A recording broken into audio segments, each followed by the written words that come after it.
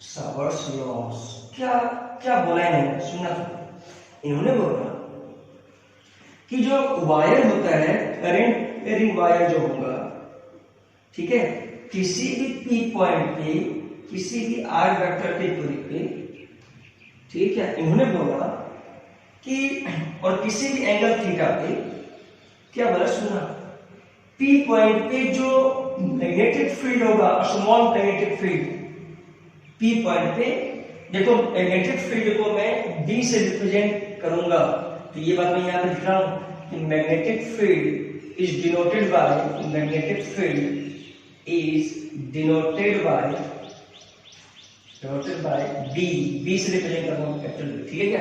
तो सुनना, तो स्मॉल मैग्नेटिक फील्ड जानना है किसी भी पी पॉइंट पे, तो इन्होंने बोला, अच्छा ये बताओ, ये डीएल कुछ लेंथ मान लो, क्या मान लो कुछ लेंथ, तो मैं आई डीएल लिखा, क्या लिखा आई डीएल, कुछ लेंथ मान लिया डीएल इसे, ठीक है, ये लेंथ क्या है डीएल।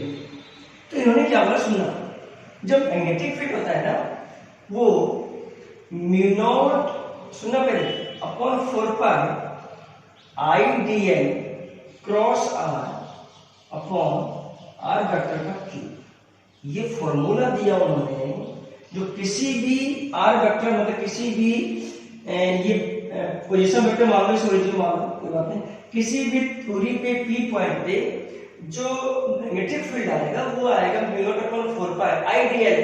अच्छा आई डीएल क्या है, इसका नाम है, आई डीएल को बोलते हैं करंट एलिमेंट, क्या बोलते हैं करंट एलिमेंट, ठीक है क्या। जी एक बार बच्चों, अगर तुम याद करो तो इलेक्ट्रिक फील्ड को भी ऐसे लिखा जाता था, याद है क्या, क्या लिखा जाता था 1/4 पाई नॉट, याद करो, क्यू, याद है ना, क्यू अपॉन आर स्क्वायर, या तो Q R vector upon are vector का क्यू, याद है क्या, ऐसे लिखा जाता था। अरे तो है कि आर वेक्टर आर वेक्टर का क्यू, क्योंकि ये अगर लिखोगे जैसे लिखा जाता था कुछ ऐसा, देखो अगर वेक्टर का फॉर्म लिखा तो Q upon are square, R vector का इनटू आर के यूनिट वेक्टर लिखा जाता था कि Q upon are square into unit vector, ठीक है। तो यूनिट वेक्टर को लिखा सकता है ऐसे 1/4 pi naught q upon are vector का q into r vector upon are vector का मैग्नीट्यूड यूनिट वेक्टर, तो ये सॉरी स्क्वायर, ये बन गया क्यू बन गया। तो वही बात है कुछ यहाँ पे, तो आई डीएल यहाँ पे लिखा है cross R, I DL cross R, ठीक है क्या, मतलब डीएल, देखो आई तो स्केलर क्वांटिटी है, इलेक्ट्रिक करंट, डीएल और आर के बीच जो एंगल है क्रॉस का है, मतलब यहाँ वेक्टर क्या है क्रॉस का हुआ, ठीक है। तो ये फॉर्मूला याद होना चाहिए, ये क्या है बायोट सावर्ट लॉ का ये फॉर्मूला है। अगर इसको मैनिपुलेट करोगे, अगर थीटा लिखोगे तो क्या आएगा डी डीपी आ जाएगा, इसको रखा जाता है म्यू नॉट आई अपॉन 4 पाई, सुना है डीएल आर साइन थीटा होता है क्या, ठीक है। अब तुम्हें पता है कि अगर इसका डायरेक्शन लिख लिया मैं डायरेक्शन, तो तुम लिख सकते हो क्योंकि ये क्रॉस प्रोडक्ट है ना, मतलब इसके साथ क्या आएगा डायरेक्शन भी आएगा, तो डायरेक्शन कैसे जानेंगे, तो आई डीएल क्रॉस आर, देखो इधर देखना आई डीएल, देखना इधर आई डीएल क्रॉस आर, सही है, आई डीएल ये हो गया, मतलब ए वेक्टर मान लो और ये बी वेक्टर मान लो, ए क्रॉस बी, ए से बी को नॉर्मल बता रहा है ना, मतलब इसके अंदर बता रहा है अंदर, ठीक है क्या, आइडियल क्रॉस आर अंदर बता रहा है। या तो ऐसे भी सीखो, राइट हैंड पाम लगा दो, पाम करंट इधर यहाँ निकालना है, देखो इसके नॉर्मल होगा ना, ये जो हाथ है गोरा हाथ है उसके नॉर्मल, ये जो पाम है तो गोरा हाथ के नॉर्मल, मतलब क्या लग गया यहाँ तो क्रॉस, तो मैग्नेटिक फील्ड का डायरेक्शन तो आ गया, तो मैं इसको लिख सकता हूँ आइडियल और साइन थीटा, डायरेक्शन तो मुझे मिल गया, ये वेक्टर की फॉर्म है, ठीक है क्या, डायरेक्शन तो मुझे मिल गया, ये मैग्नीट्यूड के साथ लिखा हूँ अपॉन आर वेक्टर का क्यू, एक आर कैंसिल हो जाएगा, क्या बच जाएगा देखो D BP equal to mu naught I upon 4 pi DX sine theta upon are square, या तो आर वेक्टर का मैग्नीट्यूड का स्क्वायर, बात क्या है सेम, समझ में आया क्या, एक आर क्या हो जाएगा कैंसिल आउट हो जाएगा, ठीक है क्या, तो इसे सॉल्व हो जाता है, ठीक है क्या। तो देखो तो के क्यू अपॉन आर स्क्वायर केवल डीएक्स साइन थीटा है, के क्यू अपॉन के क्यू, क्यू क्या है जहां पे चार्ज है वहां पे यहाँ पे क्या है आइडियल करंट एलिमेंट, मतलब charge is analogous to current element. अगर ये बातें याद रखना, charge is analogous to current element, याद रखिए, लिखने नहीं पढ़ो। तो जैसे वहां पे चार्ज था वैसे यहाँ पे क्या आइडियल है, sine theta theta angle between DL and R, ठीक है क्या, आर स्क्वायर, तो वही आ गया। तो इन्होंने क्या डिफाइन किया, सुनना, इन्होंने डिफाइन ये किया था कि मैग्नेटिक फील्ड किसी करंट एलिमेंट के रीजन से जो आएगा डायरेक्टली प्रोपोर्शनल टू आइडियल, लिखा गया, ठीक है, it is directly proportional to ideal sine theta लिखो, ठीक है, ये सब लिख दो, क्रॉस है, और inversely proportional to R square, ये बोला गया बायो सावर्ट लॉ, ठीक है क्या। तो ये दोनों मिला के इक्वल टू लिखा गया म्यू नॉट अपॉन 4 पाई, कांस्टेंट वैल्यू है, ये कांस्टेंट वैल्यू क्या है तो वो मैं बताऊंगा बाद में, ठीक है। जैसे वहां पे कांस्टेंट वैल्यू क्या था, k था, मतलब 1 अपॉन 4 पाई एप्सिलॉन नॉट था, यहाँ पे क्या है म्यू नॉट अपॉन 4 पाई, इसको क्या बोलते हैं म्यू नॉट, ये क्या है absolute primitive, absolute permeability, permeability, ठीक है क्या, एब्सोल्यूट परमिएबिलिटी, ठीक है क्या, याद होना चाहिए। अच्छा कोई बोले एब्सोल्यूट परमिएबिलिटी क्या है, सोचो, अब सोचो कि परमिएबिलिटी का वैल्यू जितना ज्यादा होगा उतना ज्यादा मैग्नेटिक फील्ड का वैल्यू होगा, सही बात है क्या, कैसे, ये तो म्यू नॉट है, एब्सोल्यूट है, अगर मैं सिर्फ म्यू लिख दूं तो mu naught into mu R, याद है कि नहीं है, जैसे मैं लिखता था E बराबर E R, E not into E R, याद है कि नहीं है, रिलेटिव परमिटिविटी, यहाँ पे क्या होगा mu naught into mu R, mu R क्या है तो म्यू आर जो है वो रिलेटिव परमिएबिलिटी है, रिलेटिव परमिएबिलिटी, ठीक है क्या, और म्यू नॉट तुम्हें पता है, और म्यू जो है वो क्या है परमिएबिलिटी है, सिंपल परमिएबिलिटी, ठीक है क्या। तो ये सब बातें हमें याद होनी चाहिए, ठीक है क्या। अब सोचो जितना परमिएबिलिटी का वैल्यू ज्यादा होगा उतना मैग्नेटिक फील्ड का वैल्यू ज्यादा, मतलब जितना ज्यादा अच्छा मीडियम होगा टू देयर मैग्नेटिक फील्ड उतना ज्यादा मैग्नेटिक फील्ड का वैल्यू ज्यादा, ठीक है क्या। तो ये सब बातें बाद में करेंगे, ठीक है क्या, ये सब आएगा बाद में, ठीक है। तो ये है उसका लॉ, ठीक है क्या। तो कोई बोले कि डिफाइन करो बायो सावर्ट लॉ क्या है, तो सुनना क्या इसका स्टेटमेंट है, स्टेटमेंट वही है कि dp जो होता है directly proportional to ideal sine theta and inversely proportional to 1 upon are square, ठीक है। लिखा गया कि according to Biot Savart law, सुने according to Biot Savart law, ठीक है क्या, magnetic field due to current carrying wire is directly proportional to, ठीक है, current element ideal and inversely proportional to distance from wire, ठीक है, at the point where we have to find magnetic field, ठीक है क्या। तो ऐसे ही है ना, बस यही है लॉ, क्या है, तो बायो सावर्ट लॉ का formula should be remember, very important, ठीक है क्या। तो फॉर्मूला क्या था बच्चों, तो फॉर्मूला याद कैसे रहेगा, तो फॉर्मूला याद ऐसे रहेगा कि अगर कोई वायर है, करंट आई है, किसी भी आर दूरी पे पी पॉइंट पे जो मैग्नेटिक फील्ड होगा वेक्टर के फॉर्म में mu naught I upon 4 pi DL cross R upon are vector का क्यूब, सिंपल। कोई बोले स्केलर में लिख दो, कोई बोले इसका वैल्यू लिख दो, तो value mu naught I upon 4 pi, ठीक है क्या, and DL upon are square, लो DL sine theta upon are square, ये मैग्नीट्यूड में लिखा गया, ये वेक्टर में लिखा गया, ठीक है क्या? इसमें कोई खास बात नहीं है। जैसे वहां पे किसी इलेक्ट्रिक चार्ज के कारण इलेक्ट्रिक फील्ड आता था, वैसे यहाँ पे करंट एलिमेंट के कारण मतलब आइडियल के कारण क्या आएगा? मैग्नेटिक फील्ड आएगा। ये उसका कुछ एनालोगस है जो समझ में आता है। जैसे वहां पे इलेक्ट्रिक चार्ज था, यहाँ पे क्या है? आइडियल एलिमेंट है, करंट एलिमेंट है। तो ये बातें याद होनी चाहिए, ठीक है क्या? अब थोड़ा बायो-सावर्ट लॉ के बारे में थोड़ी हम डिटेल जानेंगे, इसका एप्लीकेशन करेंगे।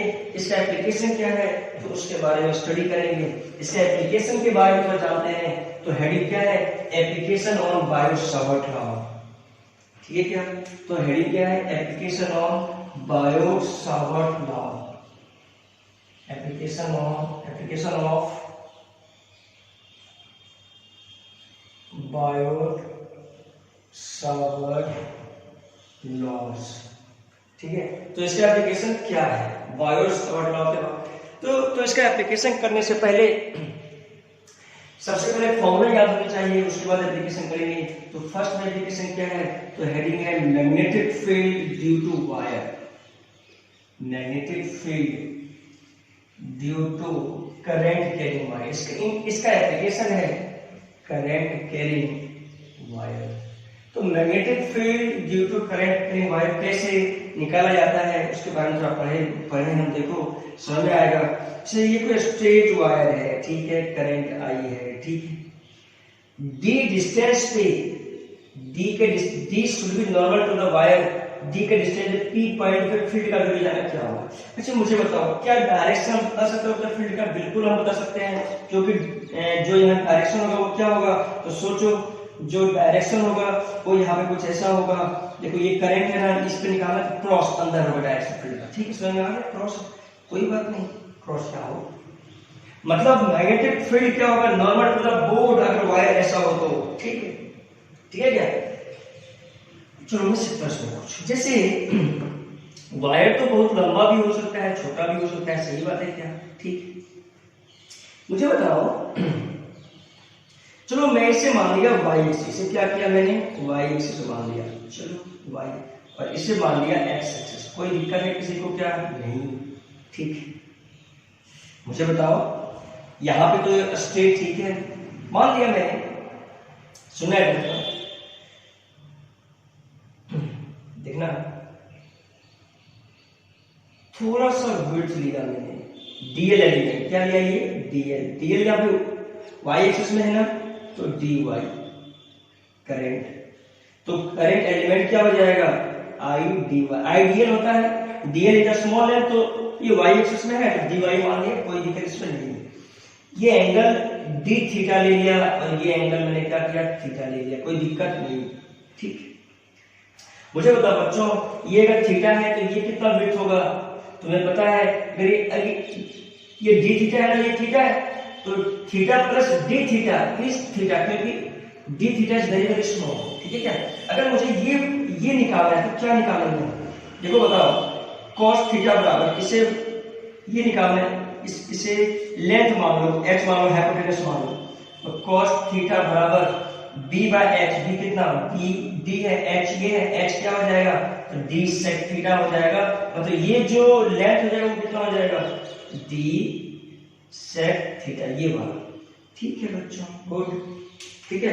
अब सोचो कि ये आइडियल ऊपर है ना, आइडियल, क्योंकि वेक्टर से रिप्रेजेंट करेंगे ऊपर आएगा, तो आइडियल सॉरी आईडी वाली ये dy है, ठीक है, ये आईडी वाई ऊपर होगा, तो इसके बीच का एंगल मुझे बताओ, ये थीटा, ये 90, ठीक है, तो ये कितना होगा? ये 90 माइनस थीटा हो जाएगा पूरा, तो ये कितना? तो 90 प्लस थीटा, सही बात है क्या बच्चों?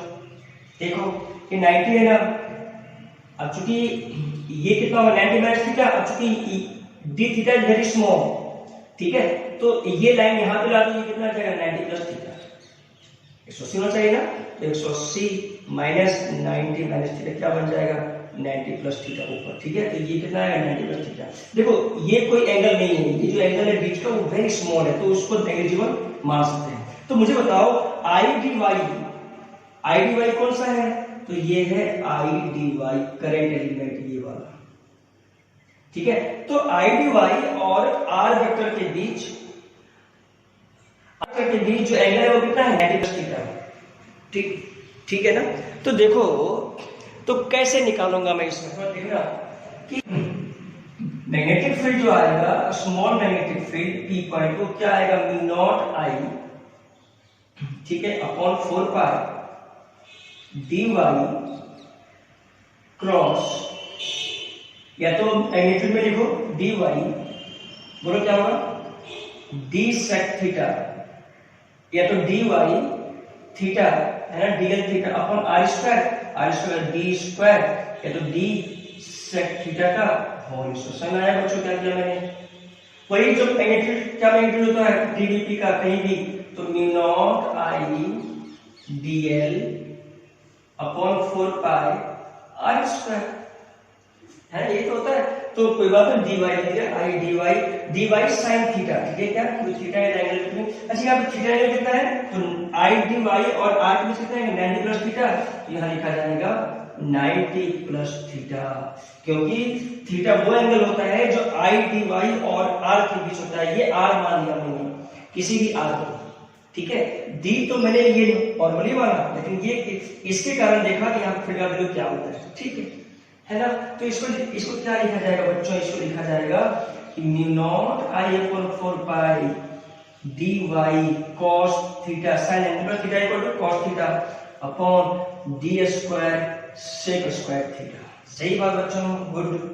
अच्छा मुझे बताओ बच्चों, तो देखो तो y भी वेरिएबल है, साथ साथ एंगल भी वेरिएबल है। जैसे मान लो कि y थोड़ा लंबा होता, तो ये जो एंगल होता है, देखो इधर ये जो एंगल है वो क्या करेगा, वेरी करेगा। जैसे जैसे y का लंबाई बढ़ेगा वो एंगल क्या करेगा, वेरी करेगा, और y भी वेरी करेगा। सही बात है क्या। इधर भी देखो तो ये देखो एंगल क्या करेगा, वेरी करेगा, और हाइट भी वेरी करेगा। सही बात है क्या, गुड। मतलब y भी वेरिएबल है और एंगल भी वेरिएबल है, तो मुझे किसी एक टर्म में रिप्रेजेंट करना है। तो यहाँ से बोलो tan थीटा बराबर क्या लिख सकता हूँ मैं, तो tan थीटा बराबर, अच्छा ये ओरिजिन मान लिया ना, तो ये डी वाई, इसे हाइट मान लो, ये y मान लो, यहाँ से यहाँ तक क्या मान लो, y और ये डी वाई, ठीक है क्या, यहाँ से यहाँ तक y मान लिया। तो tan थीटा बराबर y by D, p by d, ठीक है। इसको लिखा जाएगा y बराबर d tan थीटा। इसको डिफरेंशिएट कर दो, dy बराबर क्या आएगा, d sec square theta into d theta. सही बात है क्या।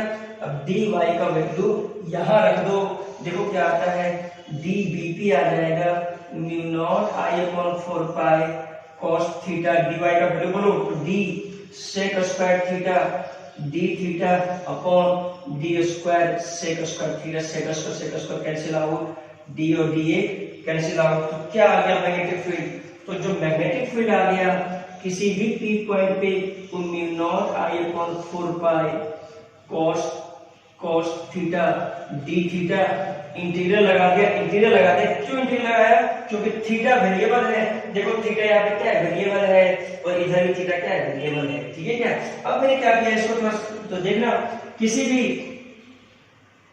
मान लिया ये एंगल मान लिया मैंने थीटा 1, हो सकता है ये वायर यहाँ भी हो और लंबाई हो सकता है, और ये एंगल क्या मान लिया, थीटा 2। एक इधर माना प्लस, तो ये माना माइनस, हो सकता है लंबाई और हो तो थीटा वेरिएशन होगा।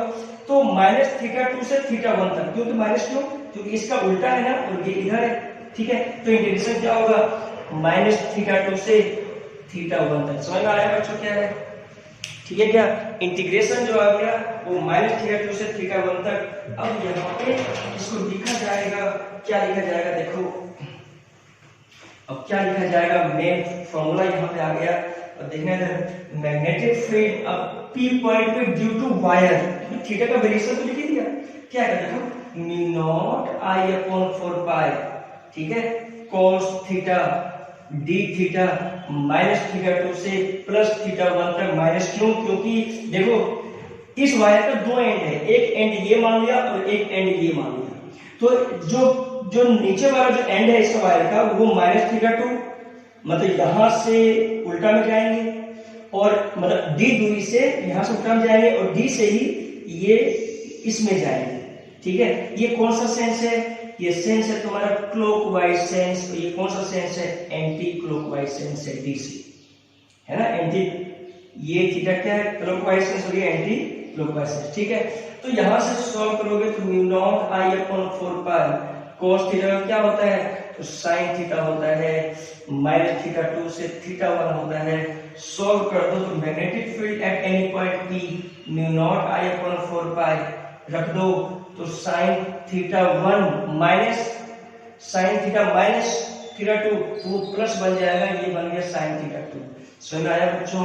इसमें ये कभी भी बोर्ड में नहीं आएगा, ये जब भी आएगा तो कंपटीशन एग्जाम में आएगा, आईटी जेईई नीट, ये बोर्ड में नहीं आएगा, ये आएगा नीट में, आईआईटी में, आईआईटी और मेडिकल में, आईआईटी एंड मेडिकल। मेडिकल क्यों लिखा, क्योंकि एम्स में भी आ सकता है और नीट में भी आ सकता है क्वेश्चन, ठीक है क्या?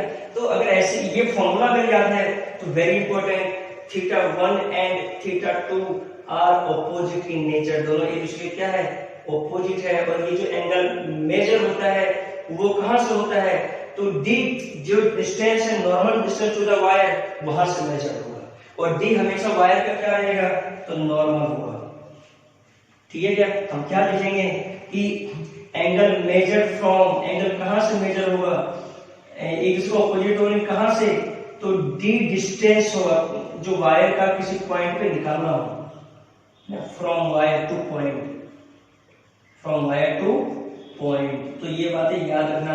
और यहाँ पे डी जो होता था वो नॉर्मल टू द वायर, तो ये बातें याद रखनी। ये सब बातें अगर याद है तो इस फॉर्मूला का एप्लीकेशन बहुत ही शानदार होगा। जैसे एग्जाम्पल करते हैं, समझ में आ जाएगा अपने आप। जैसे बच्चों देखो,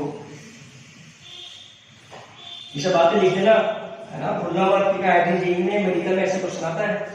इसका एग्जाम्पल करते हैं, समझ में आ जाएगा। जैसे कोई बोले मुझे बता दो ये वायर है, डिस्टेंस d है, ये एंगल है 45 डिग्री, ये भी एंगल है, मान लिया मैंने ये वायर यहां से यहां तक ही है, ये भी एंगल है 45 डिग्री। कोई बोला कि पी पॉइंट पे फील्ड का वैल्यू निकाल के दिखाओ, तो मुझे बताओ इसमें फील्ड जो आएगा वो क्या आएगा, इनटू द प्लेन आएगा। देखो तो मैग्नेटिक फील्ड में ठीक है, वैल्यू के सामने पी पॉइंट पे, तो mu naught I upon 4 pi D, D should be normal to the wire, normal नहीं लिया मैंने, ठीक है। sin थीटा 1 तो sin 45 प्लस sin 45, देखो देखो थीटा 1 थीटा 2 को एक इधर तो एक इधर, ठीक है क्या? तो क्या वैल्यू आ गया, नेगेटिव फील्ड आ गया mu naught I upon 4 pi D 1/√2 तो कितना आ गया 1/√2 तो इनटू √2। समझ आया क्या? ये देखो, अच्छा ये क्रॉस अंदर है ना, तो अंदर ऐसे लिख दो वेक्टर के साथ, कोई दिक्कत नहीं है। समझ आ गया? अच्छा और क्वेश्चन क्या आ सकता है बच्चों, ऐसा ऐसा भी आ सकता है क्वेश्चन। देखो ऐसे मान लिया, अच्छा ये फिर इधर भी हो सकता है तो इधर भी हो सकता है, ठीक है क्या? इधर जो होगा डीप डिस्टेंस पे जाना है तो वैल्यू तो सेम होगा, लेकिन यहाँ पे डॉट लग जाएगा, सिंपल है, वो तुम्हें आता है याद। जैसे कोई बोला कि सेमी इनफाइनाइट वायर का फील्ड बताओ, सेमी इनफाइनाइट वायर, तो सेमी इनफाइनाइट वायर जैसे ही आ गया वैसे दिमाग में आना चाहिए, क्या आना चाहिए सुनो। तो सबसे पहले इनफाइनाइट सीख लो क्या होता है ना, तो मैं उसको नहीं पूछाता हूँ। इनफाइनाइट वायर मतलब negative field due to infinite wire. तो देखो magnetic field due to infinite wire, तो इनफाइनाइट वायर के कारण मैग्नेटिक फील्ड, वायर के कारण मैग्नेटिक फील्ड। तो देखना इनफाइनाइट मतलब क्या होगा बच्चों को, देखना इनफाइनाइट में इतना ही वायर था, उसको मैंने ऐसा लिखा, देखो इनफाइनाइट, डॉट डॉट दिखा दिया, ये इनफाइनाइट है, ठीक है, डॉट डॉट दिखा दिया, ये भी क्या है इनफाइनाइट। किसी भी एक एक डिस्टेंस पे नॉर्मल जो है यहाँ पे फील्ड का वैल्यू लिखा है इनफाइनाइट। सुनना इनफाइनाइट वाला क्या हुआ, क्या इनफाइनाइट मतलब आसमान तक हो गया क्या, कि आसमान से ऊपर और नहीं। इनफाइनाइट मींस बच्चों ये होता है कि इनफाइनाइट मतलब होता है, सुना है जैसे अगर कोई वायर है, इसका लंबाई अगर 10 मीटर है और मुझे निकालना है 0.1 मीटर में, तो सोचो ये जो डिस्टेंस है इसके सामने ये क्या है, वेरी लार्ज, क्योंकि ये 10 मीटर, ये क्या है 0.01 मीटर, तो इसके सामने ये लेंथ इसका बहुत लंबा है, इसलिए बोला जाएगा this wire is infinite wire as compared to the point distance. खत्म, ठीक है। तो इनफाइनाइट वही है, ऐसा मत सोचना कि यूनिवर्स में जाएगा वायर इनफाइनाइट हो, नहीं, ऐसा नहीं कुछ है, ठीक है। तो ये अंतर है, तो ये जो वायर बन जाएगा वो इन्फिनाइट बन जाएगा इस पॉइंट के लिए, ठीक है, वेरी स्मॉल इसलिए, तो ठीक है इन्फिनाइट है। इसे बताओ इन्फिनाइट रहेगा तो थीटा क्या बनेगा, सोचो अगर यहाँ होता तो थीटा बनता, इन्फिनाइट है तो थीटा क्या बनेगा, देखो ऊपर जाता रहेगा, तो ये थीटा 1 क्या बनेगा, तो 90 बनेगा, और थीटा 2 भी क्या बनेगा, तो 90 बनेगा। क्यों, देखो थोड़ा समझो, ये एंगल अगर मान लो यहाँ वायर इतना होता है, जैसे ये करंट तो आई है इसमें, अगर मान लो कि ये वायर इतना होता तो ये एंगल होता, ये तो यहाँ ये तो इन्फिनिटी, इन्फिनिटी मतलब देखो एंगल चेंज हो रहा है, एंगल चेंज यहाँ इन्फिनिटी मतलब 90 डिग्री, सही है क्या। तो नीचे भी देखो अगर वायर यहाँ पे होता तो ये एंगल कुछ होता, लेकिन जब इन्फिनिटी है तो एंगल कितना 90। तो सिंपल क्या है, क्या वैल्यू आएगा, मैग्नेटिक फील्ड एट पॉइंट की μ0I/4πd, डी कितना है यहाँ पे, तो ए डिस्टेंस है, गुड, ये डिस्टेंस है, तो साइन 90 प्लस साइन 99, साइन 90 का वैल्यू कितना 1112, तो मैग्नेटिक फील्ड क्या आ गया μ0I/4πa, ठीक है।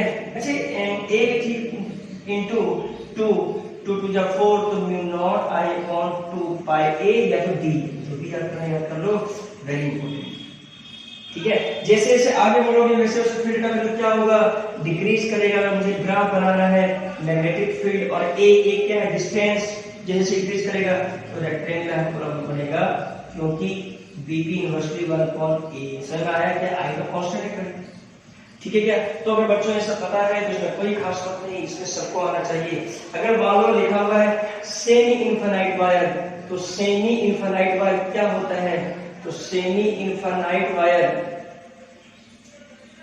Semi infinite wire, semi infinite, ठीक है, इनफाइनाइट वायर, सेमी इनफाइनाइट, ये क्या था, इनफाइनाइट वायर था।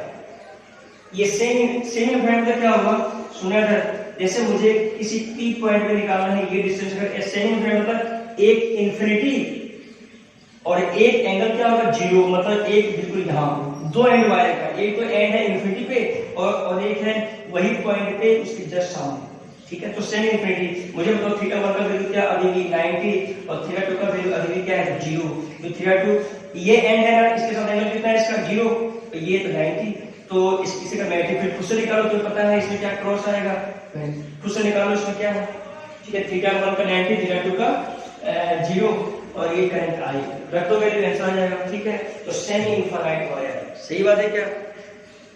तो सेमी इनफिनाइट वायर का मैग्नेटिक फील्ड निकल जाएगा। अब बचा है सेमी इनफिनाइट वायर हो गया है। अब कोई बोला चलो बच्चों ये मैं बातें बताऊंगा, देखो ये क्वेश्चन में देखो एक बार देखना टाइम करके, चलो ये क्वेश्चन जैसे मान लो ये वायर है करंट इधर, ठीक है, और इसके मुझे यहाँ पे फील्ड निकालना है पी पॉइंट पे, ये एंगल 30 डिग्री और ये डिस्टेंस ए यहाँ से आता है, दो एंड वायर, एक एंड यहाँ और एक एंड यहाँ, बोलता है कि पी पॉइंट पे मैग्नेटिक फील्ड बताओ, और ये भी एंगल 30 मान लिया। अब सोचो थीटा 1 थीटा 2 क्या लोगे, इस पॉइंट पी पे निकालना है मैग्नेटिक फील्ड, तो ये बताऊंगा क्वेश्चन का, ठीक है क्या। Thank you.